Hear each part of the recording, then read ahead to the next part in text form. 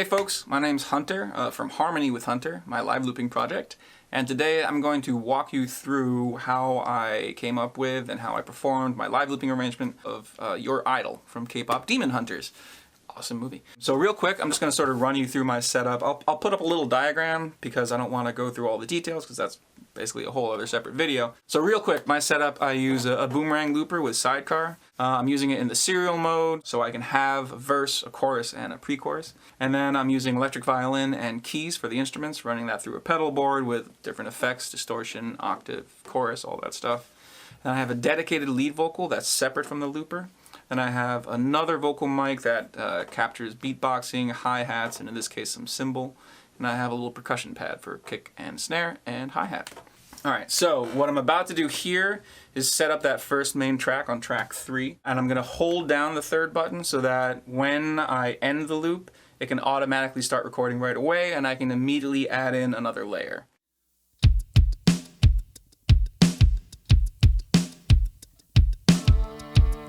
Now I'm just stacking, or recording, basically.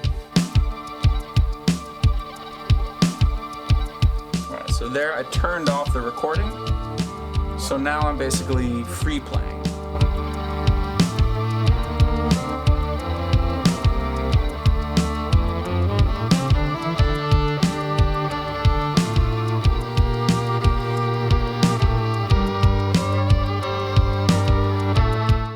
So what I'm about to do here is basically set up for the verse. I'm going to drop out the signal from the looper using the expression pedal, but the looper is going to continue going. And then I'm going to undo that drone sustainy part that I just put in there. So I can just focus on laying down the verse part and singing the verse part.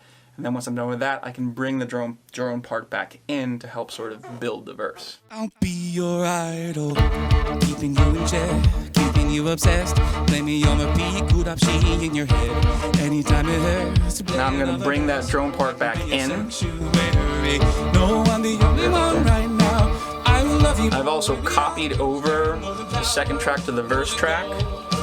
Because I'm going to use the second track for the chorus later, but I want to keep my verse track separate so that I can come back and do the second verse and not have all the chorus parts in there. I want there to be a difference between the verse and the chorus, obviously. Yeah, you gave me your heart, now I'm here for your soul, I'm the only one. So now I'm recording the pre-chorus using keys and some octaves and some distortion. I'm going to do a little drop here, heading back into the chorus just to sort of give it a little so it lands properly. And then I'm going to layer in hi-hat, open hi-hat, and distorted bass. Listen, 'cause I preach it to the choir. Can I get the mic a little higher? I try to do two things at once whenever I can. This sort of helps build things faster. Look away. Don't you know I made the same?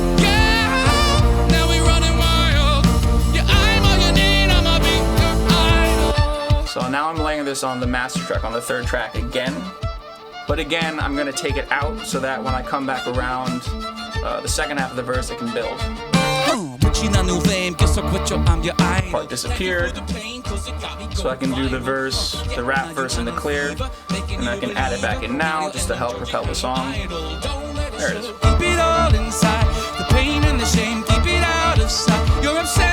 Meanwhile, I've queued up the loop mic to pick up the cymbal that I'm about to play. I'm the only one who loves your sense. Feel the way my voice gets underneath your skin. Listen, 'cause I preach it to the choir. Can I get the mic a little higher? Give me your desire. So all I really added was that little eighth note part, but it really helps fill out the top sort of mid-range.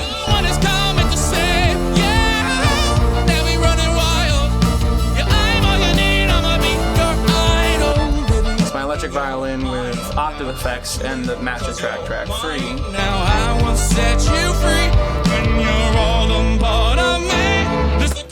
Now this part was kind of tricky. If you know the song, you know that it drops a beat heading into the third chorus, which is a very cool idea and it totally works.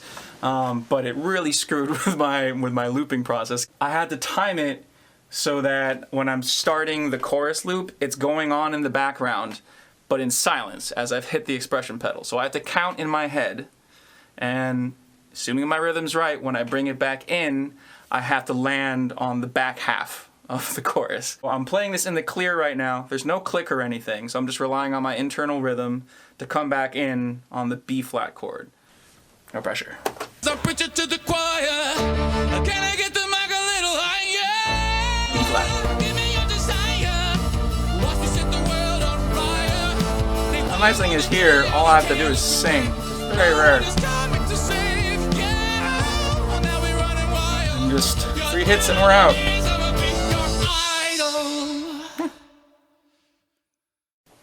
Easy peasy.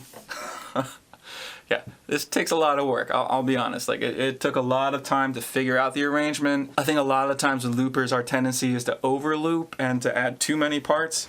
And especially since I'm using a Boomerang, which only has 2 outputs, I have to be careful how I arrange the song. Everything has to have its place, and you have to be conscious to build a song as you would build a song for an actual recording. So that's why I'm doing a lot of layering and then taking the layer out and adding it back in and doing these little drops before the choruses and before these other sections so that when they land they actually hit.